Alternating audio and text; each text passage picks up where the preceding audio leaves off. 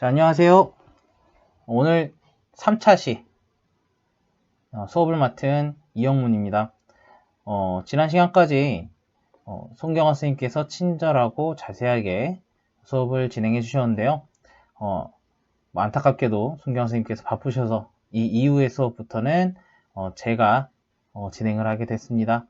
물론 많은 학생들이 실망을 하는 소리가 들리는데 좀만 참고 저랑 같이 남은 시간 보내보도록 해요. 물론 오프라인 계약이 빨리 되는 게 제일 좋겠지만요.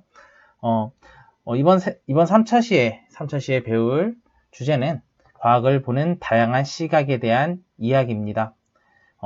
한마디로 과학사란 무엇인가를 배우고, 자, 그럼 과학이 다른 학문에 비해서 어떤 특이한 점을 갖고 있고 무엇을 과학이라고 하는가, 그거에 대해서 이야기를 해보는 시간이에요. 그래서 여기 이제 주제 열기에서 침팬지를 연구한 생물학자 구달의 연구 방법에 대해서 이야기가 나오고 있는데요. 이야기가 나오는데, 자, 이 과학이란 건 무엇인가에 나오는데 왜 갑자기 침팬지가 나왔을까? 자, 궁금하죠? 저도 되게 신기한데, 자, 이 구달은, 제인 구달, 이 사람은 침팬지의 침팬지의 개에 있어서 데모라고 불릴 정도로 되게 유명한 사람인데요.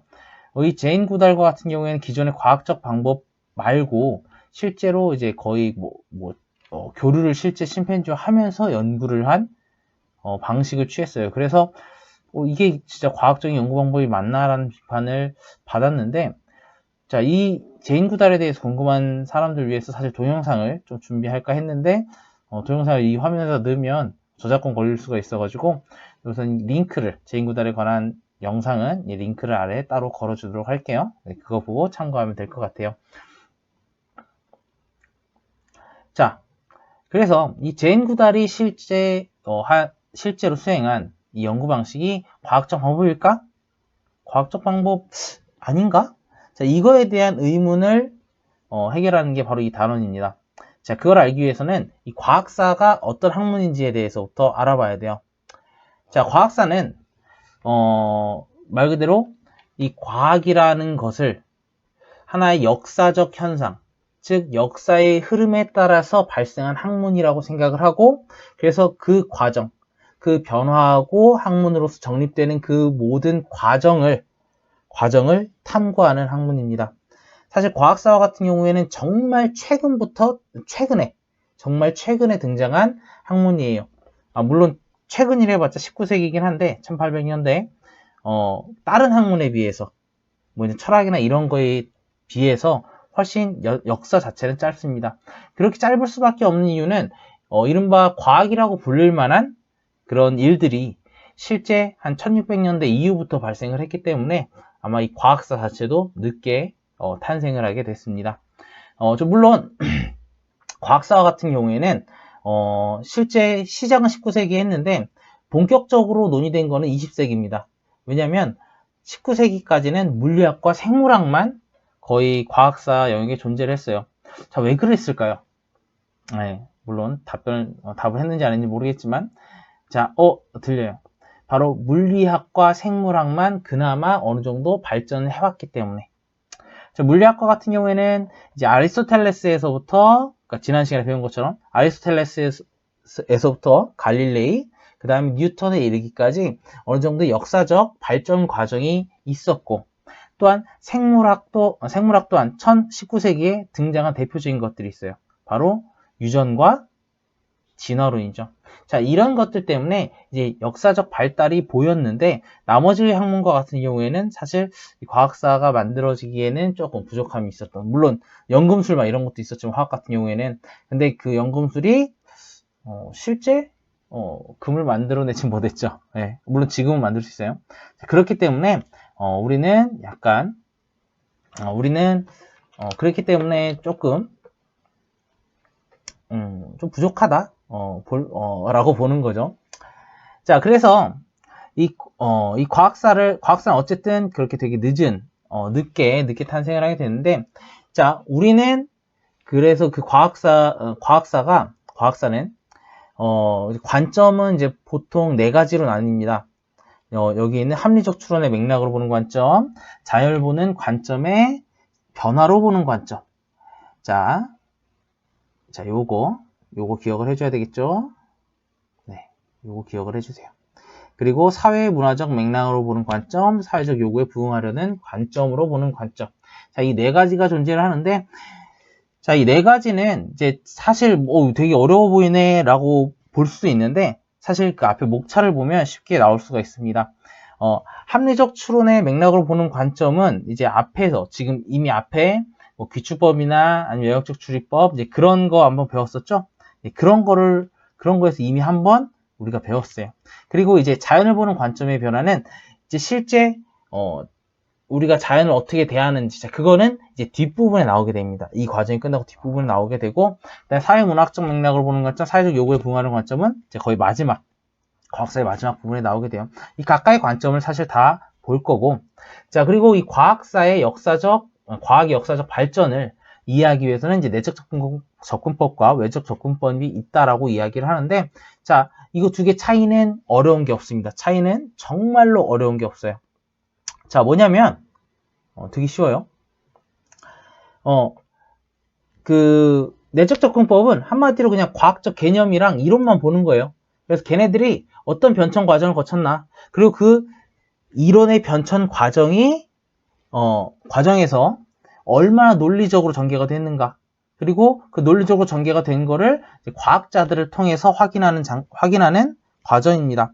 자, 그래서 그냥 그 과학자가 연구한 그 모든 과정을 살펴보는 거라서 그냥 그 과학 자체를 그냥 쭉 따라가는, 그 다음에 갈릴레이의 이론에서 뉴턴의 이론으로 어떻게 넘어갔는지 그걸 그냥 순수하게 바라보는 관점이라서 그냥 과학 자체에 과학에 내재된 그 이론 자체부터 접근을 하기 때문에 그냥 평범한, 여러분들이 그냥 일반적으로 생각하는 과학의 역사가 이 내재적 관점입니다.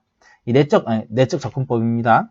그래서 이 내적 접근법을 여기 아래 그림이 되게 잘 나타내고 있어요.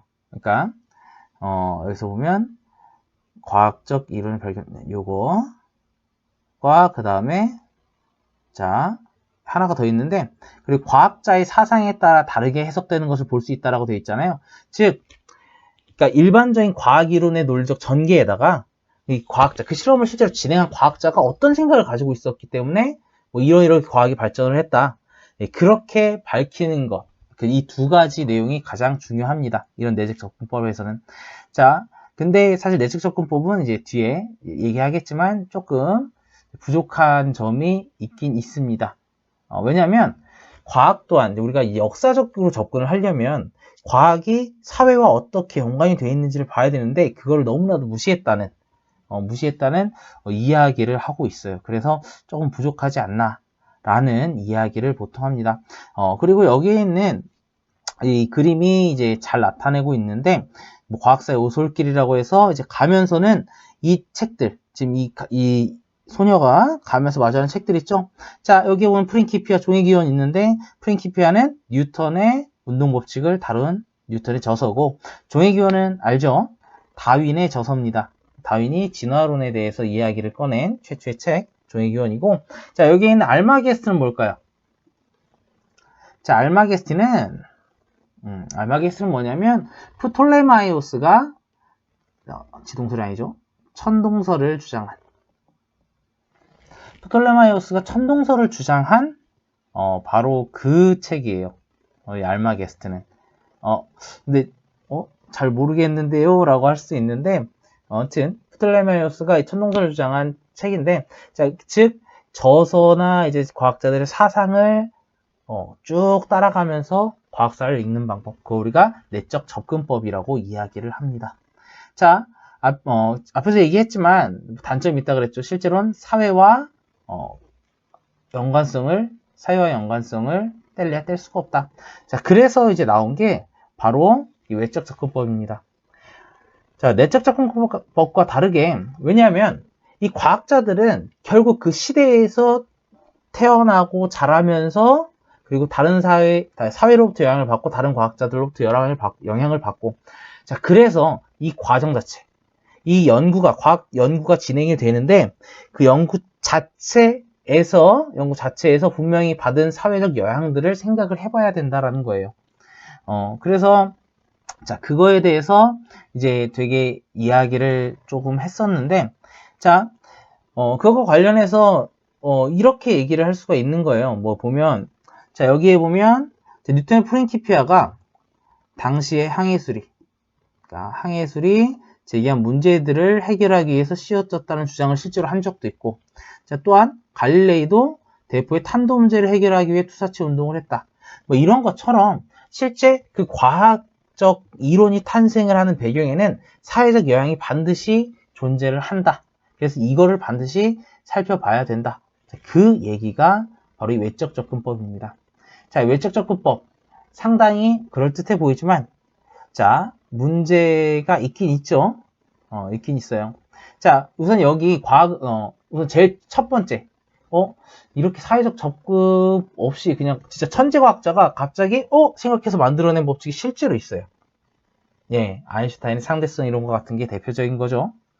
자, 뭐 그런데 좀 특수한 경우긴 한데, 어쨌든 이 외적 접근법은 정말 안타까운 게 뭐냐면, 자, 바로 요겁니다. 실제 과학 이론 자체에 너무나도 과학 이론 자체를 너무 논외로 둔다라는 거예요. 네, 좀 약간 너무 무시하는 경향이 있어요. 그래서 이 외적 접근법도 역시 물론 좋긴 좋은데 이것도 역시 조금 부족하다. 자, 그래서 이 두 개의 극단적인 면을 배제하고 장점을 결합한 주장이 나오게 되죠. 자, 바로 사회적 구성주의입니다. 물론 이 둘을 결합하기 위해서 상당히 여러 시도가 있었는데, 그 중에 가장 이제 좀 합리적이고 인정을 받은 게 바로 사회적 구성주의인데, 자, 사회적 구성주의는 뭐지? 그냥 얘네들 그냥 합쳤다라는 거 정도가 아니라,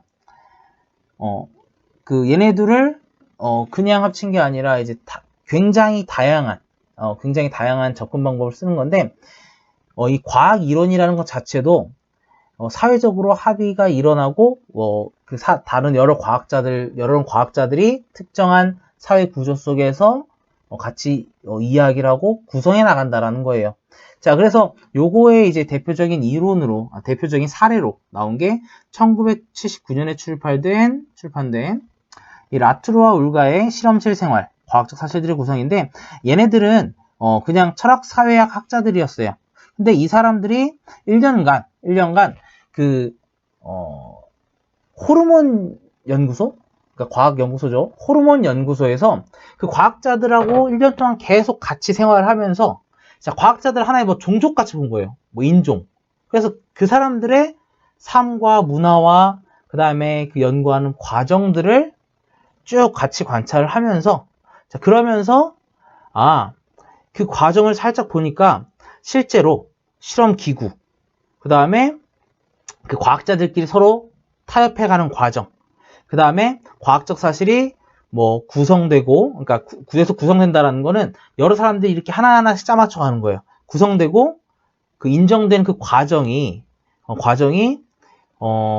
실제로는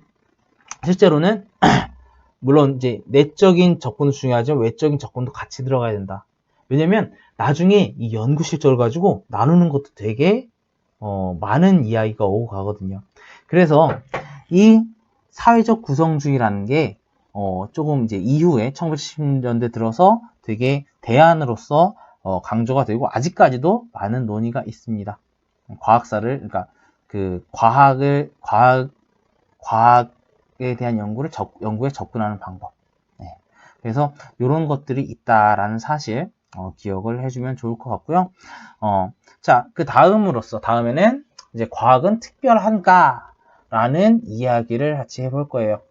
자, 과학은 특별한가 해서 뭐 나오는데, 사실 그냥 이 페이지에서는 말할 건 하나입니다. 그냥 우리가 뉴턴, 뭐 다윈, 뭐 그런 사람들이 한 것만 과학이 아니라는 거예요. 심리학도 과학이고 경제학도 과학이고, 뭐 심지어 여기서는 점성술도 과학이다. 네, 이겁니다, 이거. 즉 과학적 접근법이 들어가 있으면, 여기서 과학적 접근법이라는 거는 어떤 그러니까 체계가 존재를 하고, 그 어떤 체계 속에서 그 체계 속에서 이제 그 과학의 방법론으로 접근이 되는 거라면, 그러면 이제 과학이라고 볼 수가 있다. 무엇이든 과학이 될 수 있다. 자, 이게 파이어 아벤트가 주장한 대표적인 이론인데요. 대표적인 이야기인데요. 그러니까 여기서 보면 점성술도 실제로 그 체계 내에서는 정합성, 자, 어떤 체계가 있고 그 체계 안에서 설명이 다 된다라는 얘기예요. 그래서 정합성을 지니기 때문에 다른 과학의 체계로, 그러니까 우리가 지금 현재 그러니까 일반적 이과 그러니까 과학자들이 만들어 놓은 체계로 그거를 막 지적하고 하려고 하는 거는 옳지 않다. 그 나름대로의 체계가 있고 그 체계 안에서 과학적 방법을 이야기한다면 그것도 과학일 수 있다. 자, 라고 이야기를 하게 됩니다. 자, 이거에 대한 얘기 어디서 많이 들어본 것 같죠? 자, 바로 여기 이분 보이시죠? 이분. 자, 이분을 알고 있으면 이제 앞에 있는 거 되게 열심히 공부한 친구들일 텐데, 자, 이 그러니까 이 온라인 계약 전에 제가 몇 개 올려드렸던 그 자료가 바로 장학석 교수님의 강의였는데, 이분의 이제 다원주의 과학. 자, 누군가, 개별적인 사람마다 과학이 있고, 그래서 그거를 이해를 서로 해줘야 된다. 참, 어떻게 보면 과학적이지 않은 말인데, 되게 그럴듯하죠. 그래서, 그럴 수 있으므로 우리는, 다 포용해야 된다. 라는 게, 이제 다원주의적 접근인데, 자, 물론 이게, 조금 원망의 대상이 되기도 해요. 바로 이것 때문에. 네. 유사과학들. 그것 때문에 원망의 대상이 되기도 하는데, 자, 근데 이 유사과학이랑 좀 다르게 봐야 되는 게, 대표적인 게 이번에 코로나 바이러스죠. 코로나 바이러스와 같은 경우에는 한때 소금물 갖다가 찍찍찍 뿌리면 어떻게 된다 그랬어요? 소금물 갖다 찍찍 뿌리면 그 바이러스가 다 죽는다라고 했어요. 그래가지고 어떤 교회에서 막 입에 이거 소금을 막 뿌리다가 오히려 다 감염된 경우가 있죠. 자, 이건 유사과학도 아니죠. 자, 이런 거를 우리는 과학이라고 하지 않아요. 자, 왜냐면 여기에 있는 이 체계, 바이러스학이라는 체계 내에서 설명이 안 되는 거거든요. 네. 그러니까 그런 체계를 벗어난 것들에 대해서 면죄부를 주는 게 아니라 나름대로 그 체계를 갖고 있는 것들에 대해서 과학이다라고 이야기를 하는 겁니다. 자, 그렇게 알아주면 좋을 것 같고요. 자, 그러면 이제 모든 학문은 과학인가에 대해서 나오는데, 자, 한마디로 요거 생각해 봅시다. 자, 여러분들께서 이제 나중에 경제학과를 간다거나 심리학과를 간다거나 아니면은 사회복지학과를 간다거나 이러면 거기 단대명이 사회과학대학이에요. 네. 여기서 이제 사회과학대학. 한마디로 그냥 사회 배우는 데입니다. 사회 관련 학문을 배우는 데예요. 근데 사회과학대학이라는 명칭이 붙는다라는 건 우리가 사회학도 하나의 과학이라고 보자라는 거예요. 네.